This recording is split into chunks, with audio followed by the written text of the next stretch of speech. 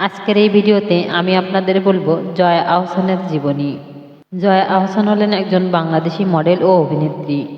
তিনি পশ্চিমবঙ্গের চলচ্চিত্রেও কাজ করেন। অভিনয়ের স্বীকৃতি হিসেবে তিনি 5টি জাতীয় চলচ্চিত্র পুরস্কার, 7টি মেরিল প্রথম আলো পুরস্কার ও 3টি ফিল্মফেয়ার পুরস্কার পূর্বসহ অসংখ্য পুরস্কার অর্জন করেছেন। তার অভিনীত প্রথম চলচ্চিত্র ব্যাচেলর। তিনি নাসিরউদ্দিন ইউসুফ পরিচালিত সৈয়দ শামসুল হকের নিষিদ্ধ লোবান উপন্যাস অবলম্বনে বাংলাদেশের মুক্তিযুদ্ধের পটভূমিতে নির্মিত গেরিলা চলচ্চিত্রে ও রেদওয়ান রনি পরিচালিত চোরাবালি চলচ্চিত্রে অভিনয় করে টানা 2বার শ্রেষ্ঠ অভিনেত্রী বিভাগে জাতীয় চলচ্চিত্র পুরস্কার লাভ করেন। এরপর তিনি অনিমেষ আইচ পরিচালিত 0 ডিগ্রি, অনম বিশ্বাস পরিচালিত দেবী ও মাহমুদ দিদার পরিচালিত বিউটি সার্কাস চলচ্চিত্রে অভিনয় করে শ্রেষ্ঠ অভিনেত্রী বিভাগে আরও 3বার জাতীয় চলচ্চিত্র পুরস্কার পেয়েছেন। প্রাথমিক জীবন। জয়া আহসান জন্মগ্রহণ করেন গোপালগঞ্জ জেলায়। তার বাবা মুক্তিযোদ্ধা এস মাসুদ এবং মা রেহানা মাসুদ ছিলেন একজন শিক্ষিকা। তারা 2 বোন 1 ভাই। অভিনয় শুরুর আগে জয়া নাচ ও গানের প্রতি আকৃষ্ট ছিলেন। প্রাতিষ্ঠানিক লেখাপড়ার পাশাপাশি তিনি ছবি আঁকা শিখেছিলেন।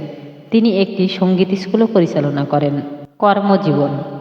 জয়ার চলচ্চিত্রে অভিষেক হয় 2004 সালে মোস্তফা সরোয়ার ফারুকের ব্যাচেলর চলচ্চিত্রের মাধ্যমে। পরে দীর্ঘ 6 বছর পর নুরুল আলম আতিক পরিচালিত ডুব সাঁতার চলচ্চিত্রে অভিনয় করেন। 2011 সালে তানিম নূর পরিচালিত ফিরি এসো বহুলা এবং নাসিরউদ্দিন ইউসুফ পরিচালিত গেরিলা চলচ্চিত্রে অভিনয় করেন। গেরিলায় বিলকিস বানু চরিত্রে অভিনয় করে তিনি 2012 সালে অনুষ্ঠিত ঢাকা আন্তর্জাতিক চলচ্চিত্র উৎসবে জুরিদের বিচারে শ্রেষ্ঠ অভিনেত্রী পুরস্কার অর্জন করেন। একই বছর প্রদত্ত মেরিল প্রথম আলো পুরস্কারে সমালোচকদের বিচারে শ্রেষ্ঠ নারী চলচ্চিত্র অভিনয় শিল্পী বিভাগে পুরস্কার অর্জন করেন। 2013 সালে প্রদত্ত জাতীয় চলচ্চিত্র পুরস্কারে শ্রেষ্ঠ অভিনেত্রী বিভাগে পুরস্কার অর্জন করেন। এছাড়া 2014 সালে প্রদত্ত বাচসাস পুরস্কারে শ্রেষ্ঠ চলচ্চিত্র অভিনেত্রী বিভাগে পুরস্কার অর্জন করেন। গেরিলা চলচ্চিত্রের সাফল্যের পর থেকে তিনি নিয়মিত বাংলাদেশ ও ভারতের কলকাতার চলচ্চিত্রে কাজ করা শুরু করেন। 2012 সালে রেদওয়ান রনি পরিচালিত চোরাবালিতে একজন সাংবাদিকের চরিত্রে অভিনয় করেন। এতে তার বিপরীতে অভিনয় করেন কলকাতার ইন্দ্রনীল সেনগুপ্ত। এই চলচ্চিত্রে অভিনয়ের জন্য 2013 সালে প্রদত্ত মেরিল প্রথম আলো পুরস্কারে তারকা জরিপে শ্রেষ্ঠ নারী চলচ্চিত্র অভিনয় শিল্পী বিভাগে পুরস্কার অর্জন করেন। এছাড়া তিনি টানা 2য়বারের মতো শ্রেষ্ঠ অভিনেত্রী বিভাগে জাতীয় চলচ্চিত্র পুরস্কার লাভ করেন। জয়া আহসান 2013 সালে কান চলচ্চিত্র উৎসব থেকে নিমন্ত্রণ পান। এই বছর তিনি অরিন্দম শীল পরিচালিত আবর্ত দিয়ে কলকাতার অভিনয় শুরু করেন। এতে তার বিপরীতে অভিনয় করেন আবির চট্টোপাধ্যায়। এই চলচ্চিত্রে অভিনয়ের জন্য তিনি ফিল্মফেয়ার পুরস্কার পূর্বে শ্রেষ্ঠ নবীন অভিনেত্রী হিসেবে মনোনয়ন পান। একই বছর বাংলাদেশের সাফি উদ্দিন সাফি পরিচালিত প্রণয়ধর্মী চলচ্চিত্র পূর্ণদৈর্ঘ্য প্রেম কাহিনী নিয়ে অভিনয় করেন। এতে প্রথমবারের মতো বিপরীতে অভিনয় করেন শাকিব খান। এটি ঈদুল আজহায় মুক্তি পায় এবং ব্যবসা সফল হয়।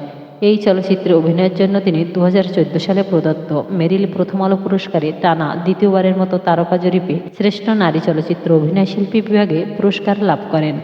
2014 সালে মারুফ হাসান পরিচালিত পারলে ঠেকা চলচ্চিত্রে অভিনয় করেন, কিন্তু ছায়াছবিটি এখনও মুক্তি পায়নি। 2015 সালে অভিনয় করেন বাংলাদেশের অনিমেষ আইচ পরিচালিত মনস্তাত্ত্বিক থ্রিলারধর্মী 0 ডিগ্রি চলচ্চিত্রে। এতে তার বিপরীতে অভিনয় করেন মাহফুজ আহমেদ।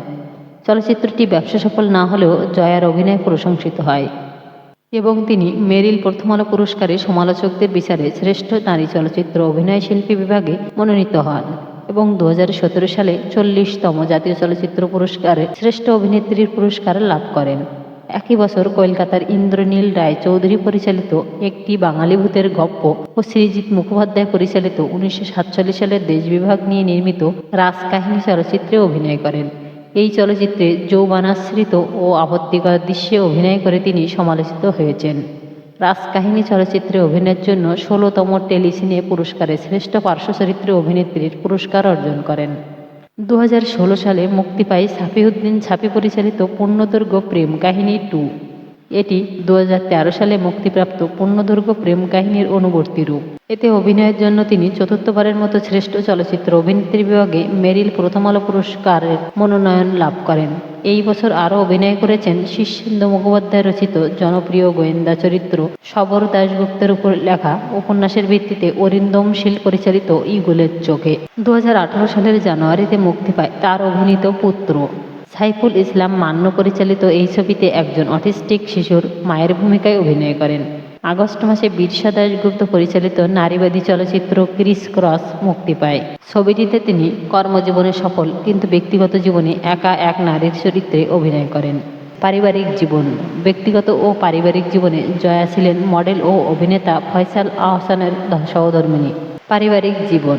ব্যক্তিগত ও পারিবারিক জীবনে জয়া ছিলেন মডেল ও অভিনেতা ফয়সাল আহসানের সহধর্মিণী। 14 মে 1998 সালে বিয়ে করেন। 2011 সালে ফয়সালের সাথে তার বিবাহ বিচ্ছেদ ঘটে। পুরস্কার ও সম্মাননা। এনেছি সূর্যের হাসি ধারাবাহিক নাটকে অভিনয়ের পর জয়া জাতিসংঘের নারী ও শিশু সহায়তা বিভাগের শুভেচ্ছা দূত হন। 2016 সালে তিনি চলচ্চিত্রে অবদানের জন্য ইন্সপায়ারিং ওম্যান অ্যাওয়ার্ড লাভ করেন। 2022 সালে বিনি সুতোয় চলচ্চিত্রের জন্য তিনি বাংলা ভাষার জনপ্রিয় সাময়িকী আনন্দলোক সেরা অভিনেত্রী সম্মাননা অর্জন করেন। জয়া আহসান 1 জুলাইয়ে জন্মগ্রহণ করেন, কিন্তু সূত্রগুলো জন্মের বছর নিয়ে একমত নয়। 2018 সালে বাংলাদেশ প্রতিদিনে ও 2020 সালে দৈনিক ভোরের কাগজে তার জন্মসাল 1972 বলা হয়। The Times of India Jaya আহসানের জন্মসাল 1972 হিসেবে তালিকাভুক্ত করে, কিন্তু তা পরিবর্তন করে 1983 হিসেবে হালনাগাদ করে। ডিসেম্বর 2019 সালের এক সাক্ষাৎকারে জয়া আহসান তার বয়স 37 বছরের একদিনও বেশি নয় বলে জানান। ভিডিওটি ভালো লাগলে লাইক, কমেন্ট এবং সাবস্ক্রাইব করে পাশে থাকবেন। ধন্যবাদ সকলকে।